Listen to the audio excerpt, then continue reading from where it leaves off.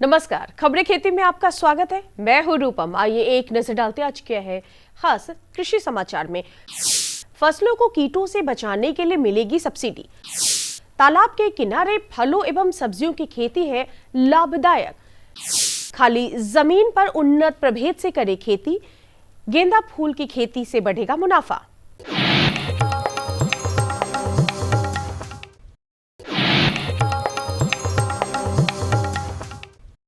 किसान भाई दलहन तिलहन फसलों के साथ फल एवं सब्जियों की खेती में कीटनाशी के इस्तेमाल बिना ही अपने फसल को कीटों से बचाव कर सकते हैं। दरअसल सरकार कीटों से फसलों को बचाने के लिए light trap, pheromone trap, sticky trap और लाइफ लाइन ट्रैप पर 75% का सब्सिडी दे रही है। रैयत और गैर रैयत किसान भी इस सब्सिडी का लाभ उठा सकते हैं। एक किसान अधिकतम 1 एकड़ तक के लिए ही सब्सिडी का लाभ ले सकते हैं।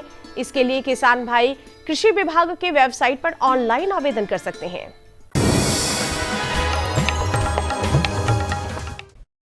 प्राचीन काल से ही हमारे यहाँ उगाई जाने वाली फसलों में दलहनी फसलों का महत्वपूर्ण स्थान रहा है। आज भी धान और गेहूं के बाद सबसे ज्यादा दलहनी फसलों की खेती की जाती है, लेकिन इसके अच्छे उत्पादन के लिए सबसे ज्यादा जरूरी है इसके पोषक तत्वों का प्रबंधन। किसान भाई अगर दलहनी फसलों में सल्फर का प्रयोग करें तो 20 से 25% तक की इसकी उत्पादकता को बढ़ाया जा सकता है। इसके अलावा फली को गिरने या मुरझाने से बचाने के लिए 2 किलोग्राम प्रति हेक्टेयर बोरोन का भी उपयोग कर सकते हैं।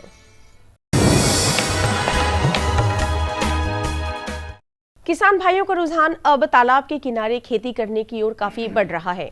तालाब के किनारे खेती करने से एक ओर जहां अधिक उत्पादन होने से किसान भाइयों की आय बढ़ेगी, वहीं दूसरी तरफ वर्षा के पानी का संचयन भी काफी अच्छा होगा। किसान भाई तालाब के किनारे नींबू, अमरूद, केला की खेती कर अच्छा उत्पादन प्राप्त कर सकते हैं। तालाब के किनारे पौधा लगाने से इसमें सिंचाई की भी आवश्यकता नहीं होती है। तालाब की गाद को अगर पौधे में डाला जाए तो वह लाभकारी साबित होगा। दरअसल इसकी मिट्टी में जीवाश्म की मात्रा अधिक होती है और साथ ही मिट्टी में पानी शोषण की क्षमता भी अधिक होती है। जल संकट से जूझ रहे आज के समय में तालाब के किनारे खेती करना समय की मांग बन गई है, क्योंकि एक तरफ जहां अधिक उत्पादन होने से किसान भाइयों की आय बढ़ेगी, वहीं दूसरी तरफ वर्षा के पानी को संग्रह कर फसलों की पैदावार बढ़ाने के काम आएगी। किसान भाइयों, अगर आप गेंदा फूल की खेती करने जा रहे हैं तो उसके अच्छे उत्पादन के लिए उन्नत प्रभेद का चयन आप अवश्य करें, जिससे उत्पादन बेहतर होने के साथ साथ बाजार भाव भी अच्छा मिल सकेगा। गेंदा फूल की कई किस्में हैं, जिसमें 2 सबसे प्रमुख है, अफ्रीकन गेंदा और फ्रांसीसी गेंदा। यदि किसान नियमित फसल के साथ साथ अतिरिक्त आय लेना चाहते हैं तो खाली पड़ी जमीन पर गेंदा की खेती कर सकते हैं। गेंदा के फूलों की बाजार मांग को देखते हुए किसानों के लिए इसका उत्पादन बेहद लाभकारी साबित हो रहा है। खास बात यह है कि इस फूल की खेती कम जगह पर भी आसानी से की जा सकती है। ऐसे में अगर आप गेंदा की खेती इसके उन्नत प्रभेदों से करते हैं तो आपकी खेती कभी घाटे में नहीं आएगी। अफ्रीकन और हजारिया गेंदा को कृषि वैज्ञानिक उन्नत प्रभेद मानते हैं। इसके अलावा rusty red, butter scotch, butter ball, fire glow, red brocade, Susanna fleming, fire double, star of India, crown of gold, yellow supreme, giant double African, नारंगी जाइंट, डबल पीला, टेकर जेक, गोल्डन एज कलकतिया भी गेंदा के उन्नत प्रभेद ही हैं। आइए अब एक नजर मंडी के ताजा भाव पर। आइए एक नज़र डालते हैं राजधानी पटना के सब्जी मंडी में और जानते हैं हरी सब्जियों के ताज़ा भाव। टमाटर 1200 से 1500 रुपये प्रति क्विंटल, बंधा गोभी 1500 से 1800 रुपये प्रति क्विंटल, फूल गोभी 1400 से 1600 रुपये प्रति क्विंटल। कैसा रहेगा अगले 24 घंटे में राजधानी पटना का तापमान? एक नजर मौसम के मिजाज पर। धूप खिली रहेगी और मौसम शुष्क रहेगा। अब तापमान में धीरे धीरे बढ़ोतरी होती जाएगी। मौसम विज्ञान केंद्र से प्राप्त जानकारी के अनुसार राजधानी पटना सहित प्रदेश का अधिकतम तापमान 32 डिग्री सेल्सियस और न्यूनतम तापमान 17 डिग्री सेल्सियस के आसपास रहेगा। 19-20 किलोमीटर की प्रति घंटे की रफ्तार से हवाएं भी चलेंगी। आम के उत्पादकों को पेड़ के चारों ओर सिंचाई करने की सलाह दी जाती है। वर्तमान में आम के अधिकांश पेड़ फूल अवस्था पर होते हैं। फल मक्खियों के हमले के कारण फूल गिरना रोकने के लिए मलाथियन 50 EC 2 लीटर प्रति 1000 लीटर पानी में घोल बनाकर छिड़काव करें। नमस्कार किसान भाइयों, अभी आप देख रहे थे कृषि समाचार, जिसके माध्यम से आपने कृषि जगत में हो रही तमाम नई हलचलों को जाना, साथ ही साथ मंडी भाव और मौसम के विषय में भी जानकारी हासिल की। इसी के साथ यहाँ पे वक्त हो चला है एक छोटे से विराम का। विराम के बाद हम जल्द लौटेंगे, आप बने रहें हमारे साथ। प्रधानमंत्री किसान सम्मान निधि, उसका लाभ उन किसानों को मिलेगा जिनके पास 5 एकड़ से कम भूमि है। आजादी के बाद देश के इतिहास में किसानों के लिए बनी ये सबसे बड़ी योजना है। प्रधानमंत्री किसान सम्मान निधि। इस योजना के तहत 2 हेक्टेयर तक की जोत वाले किसान परिवार को 6,000 रुपए का सालाना भुगतान होगा, जो पात्र किसानों को 2-2 हजार की 3 किश्तों में सीधा उनके खातों में जमा होगा। इन पात्र परिवारों का चयन राज्य सरकार कर रही है। इस योजना का पूरा खर्च भारत सरकार वहन कर रही है। सम्मान, जिस पर हमेशा अन्नदाता का हक था, उसे अब वो सीने पर लगाकर घूम भी सकेगा। प्रधानमंत्री किसान सम्मान निधि, किसान की किसानी का नया अभिमान। विराम के बाद कार्यक्रम में आप सभी का एक बार फिर से स्वागत है। किसान भाइयों, मौसम ने करवट ले ली है और इसी बदलाव के साथ आम और लीची में भी मंजर आने लगे हैं। लेकिन आने वाले दिनों में अच्छे फल की प्राप्ति के लिए ये बहुत ज़रूरी है कि उनका सामयिक देखभाल किया जाए। आइए इसी विषय में विस्तार से जानकारी हासिल करते हैं हमारे कृषि विशेषज्ञ डॉक्टर श्री देवनाथ प्रसाद से। किसान भाइयों नमस्कार, आप देख रहे हैं कृषि दर्शन और मैं हूं शांति भूषण। किसान भाइयों, हमारे बिहार में खास करके अब जो वसंत ऋतु के पश्चात, जो वसंत ऋतु के आगमन के साथ ही बगीचे में महक शुरू हो जाती है हमारे मंजरों की, हमारे आम के फूलों की। वो मंजर प्रभावित न हो, वो मंजर फल बने, वो मंजर हमें फसल के रूप में तैयार हो, वो मंजर हमें अधिक आमदनी दे, यह ज़रूरी है। खासकर तब जब बिहार, आप जैसा जानते हैं कि आम में बिहार का मालदह और लीची में मुजफ्फरपुर बिहार की शाही लीची, दोनों अपने आप में बेहतरीन मानी जाती है और काफ़ी कमर्शियल, मतलब व्यावसायिक दृष्टिकोण से भी दोनों का काफ़ी महत्वपूर्ण स्थान है। तो हमारे फसल प्रभावित न हो, हम उससे नुकसान हमें उठाना न पड़े, इस विषय पर बातचीत करने के लिए हमारे साथ मौजूद हैं पौधा संरक्षण विभाग बिहार सरकार मुख्यालय हेडक्वार्टर के उप निदेशक देवनाथ प्रसाद जी। सर, आपका हमारे कार्यक्रम में स्वागत है। सर, आम और लीची की बात करते हैं। बिहार के लिए आप तो इससे सर्वविदित हैं, चूँकि आपके पास सारे आंकड़े हैं बिहार के। तो आम और लीची में हमारे फसलों में जो कीट और व्याधियां लगती है वो प्रभावित न हो, या कौन कौन से कीट और व्याधियां हैं, पहले आम की चर्चा करते हैं कि उनको प्रभावित करते हैं। किसान भाई, बहुत ही महत्वपूर्ण है और बहुत ही सामयिक है। कहा जाता है कि आम फलों का राजा है और लीची फलों की रानी है, और कहा जाता है कि बिहार का खास के जो दरभंगा ज़िला है वह फलों की, आम का राजधानी माना जाता है। तो किसान भाई, इस बार देखा गया है कि फरवरी में भी तापमान बहुत कम था, इसलिए मंजर आने में थोड़ा विलम्ब हुआ, लेकिन अभी मंजर काफ़ी खिल गए हैं और आम में काफ़ी अच्छे मंजर आए हुए हैं। तो यहाँ पर किसान भाइयों की सलाह दी जाती है कि वे मंजर की सुरक्षा निश्चित रूप से करें। इसके लिए जो हम लोगों का चक्र बना हुआ है कि आम में अगर मंजर आता है तो मंजर आने के 15 दिन पूर्व आप कीटनाशी का छिड़काव करें।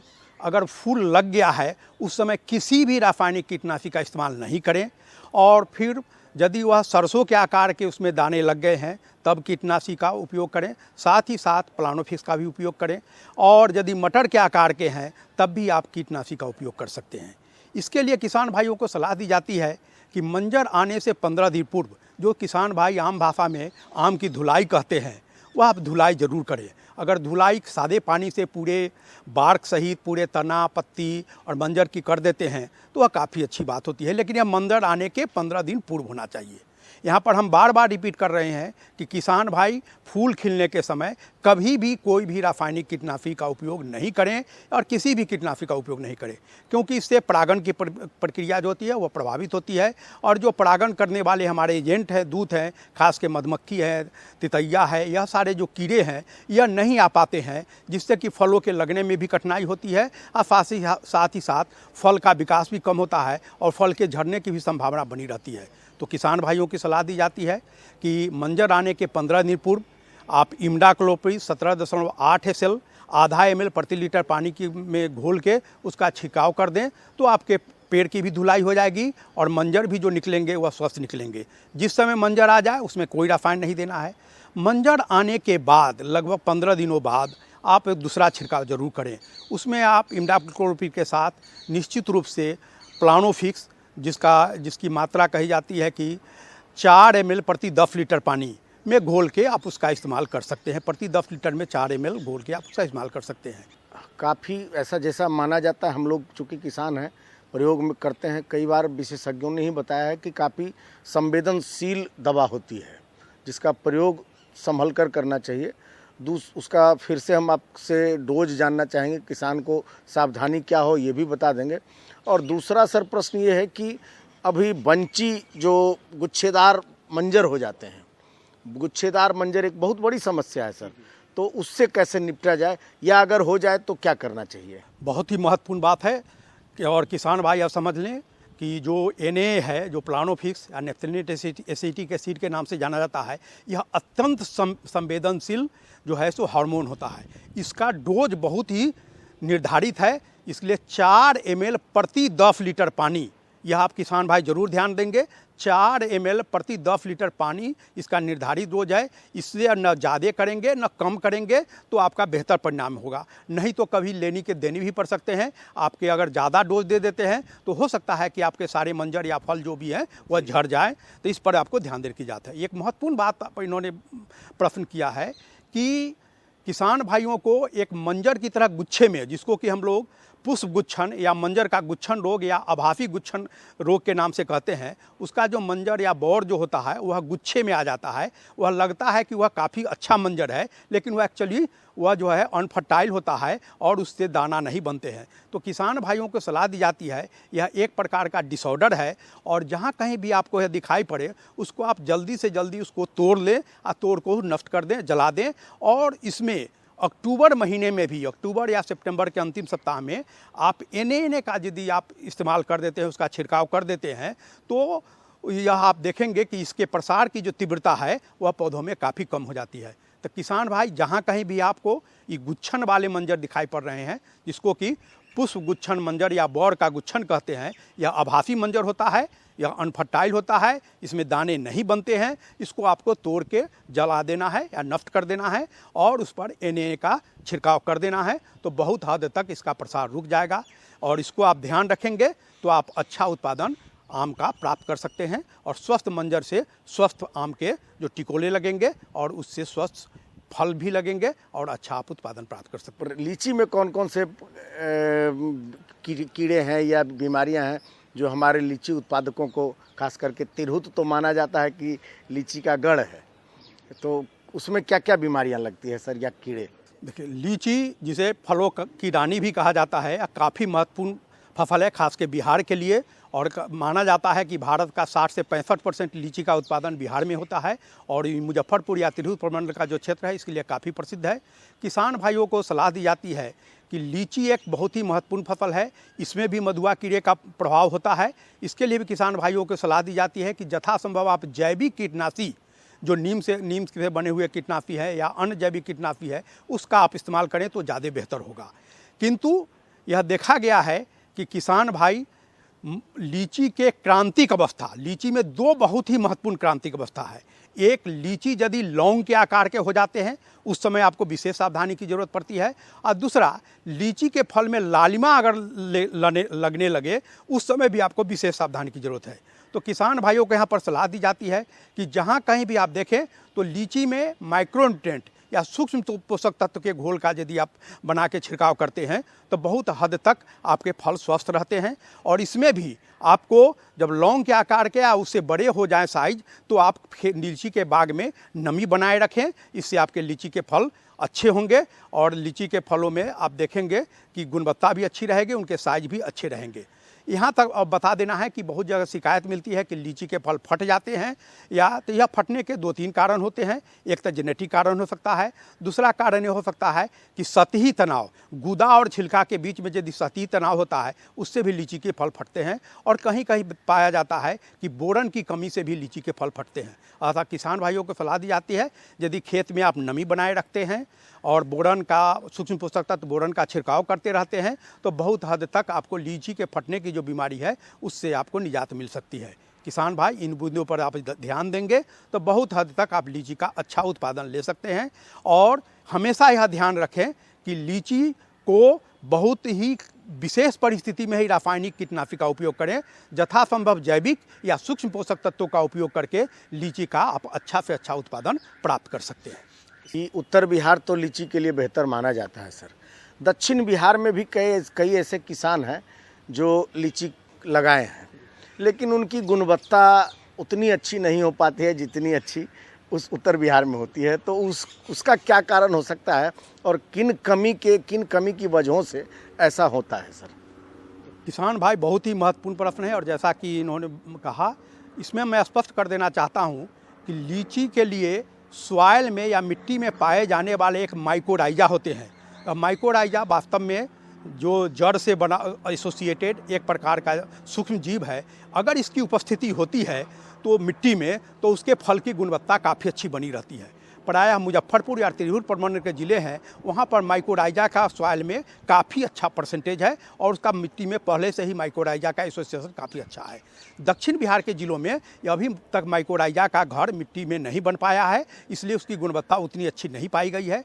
किसानों को सलाह दी जाती है कि जहाँ कहीं भी आप लीची का उत्पादन तिरहुत प्रमंडल के अतिरिक्त अन्य जिलों, खासकर दक्षिण बिहार के जिलों में करना चाहते हैं, वहाँ पर मिट्टी में आप माइकोराइजा के एसोसिएशन को स्थापित करने का प्रयास करें। माइकोराइजा मार्केट में भी मिलते हैं, और वहाँ मिट्टी जहाँ पे मिल रही है उसके मिट्टी का, जहाँ पर माइकोराइजा पहले से एसोसिएटेड है, उसको आप वहाँ पर मिट्टी में डाल देंगे, तब भी माइकोराइजा का पॉपुलेशन बिल्डअप हो जाएगा और वहाँ बहुत हद तक गुणवत्ता अच्छी हो सकती है। किंतु है एक दिन में नहीं होता है, इसके लिए 2-4 साल समय लगता है, तो उसकी भी गुणवत्ता बनाई जा सकती है। कई सारी सर कंपनियां जो है माइकोराइजा बना भी रही है अब तो मतलब उसका भी अगर जड़ में बराबर उपयोग किया तो निसंदेह आपको इसमें बहुत हद तक लाभ मिलेगा। किंतु जो प्राकृतिक तरीके से मिट्टी में पाए जाते हैं उसमें बेहतर परिणाम आते हैं, और जो हम बनाना चाहते हैं उससे समय लगता भी है और कभी कभी इसमें पूर्ण सफलता भी नहीं मिलती है। अतः किसान भाई इन बिंदुओं पर ध्यान देना जरूर करेंगे।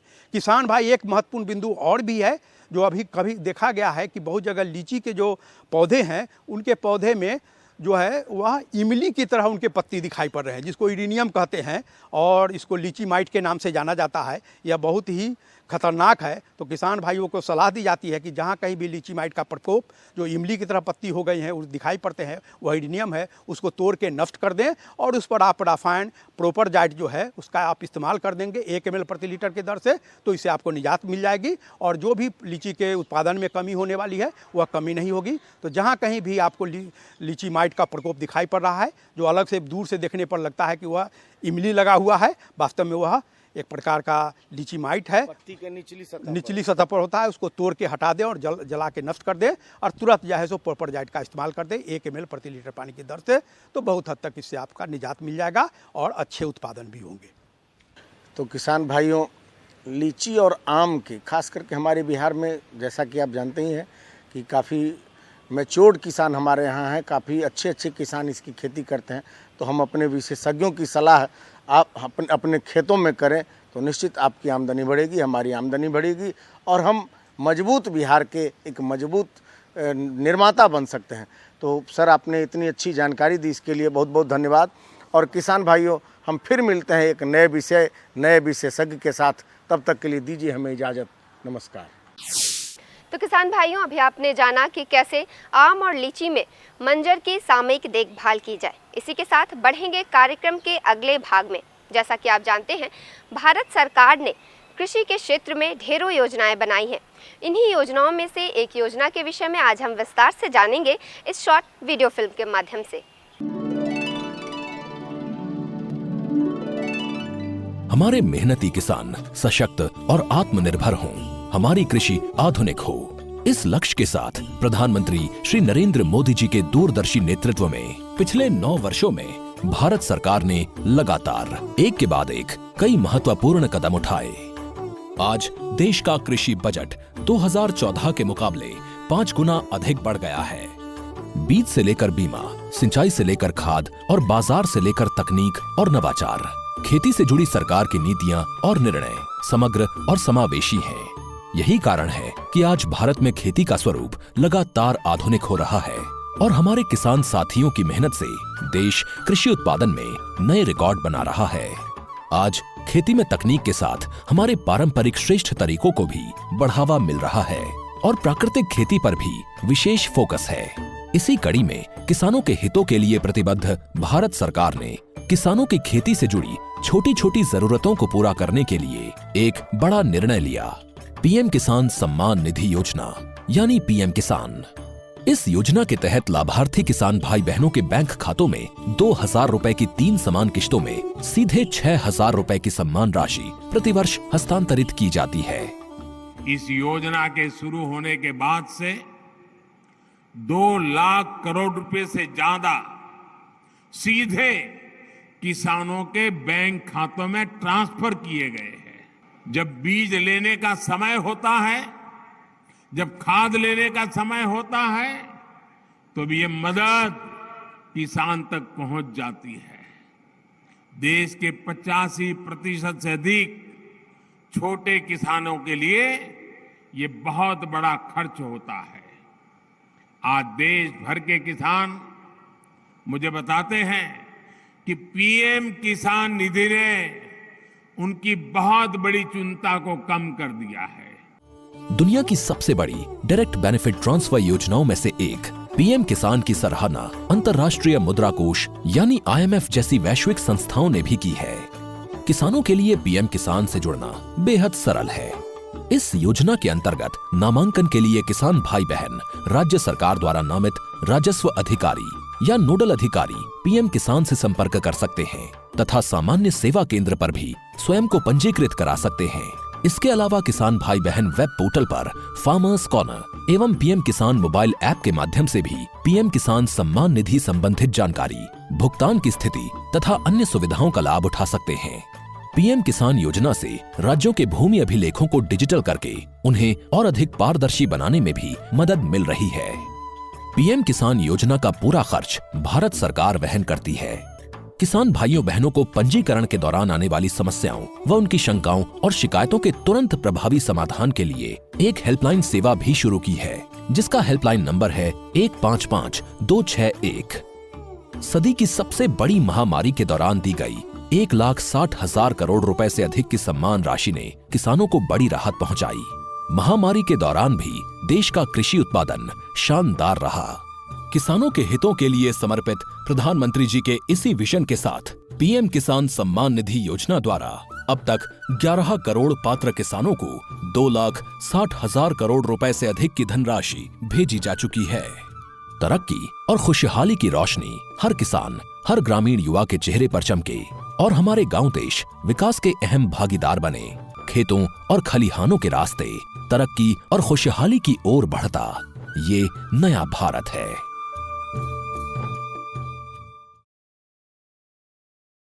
तो किसान भाइयों, आज के कार्यक्रम में आपने खेती बाड़ी से जुड़ी तमाम नई जानकारियां हासिल की। उम्मीद है ये जानकारियां आपके लिए लाभकारी रही होंगी। तो इसी के साथ अब लेंगे आपसे विदा, लेकिन अगले अंक में ऐसे ही कुछ और नई जानकारियों के साथ हम फिर से हाजिर होंगे। तब तक के लिए मुझे और हमारी कृषि दर्शन की पूरी टीम को दीजिए इजाज़त। नमस्कार। हमारा पता है कृषि दर्शन, कमरा नंबर 203, द्वारा केंद्र निदेशक, दूरदर्शन केंद्र पटना, फ्रेजर रोड, पटना। हमारा ईमेल एड्रेस है director@ddkpatna@gmail.com और kddkpatna@gmail.com।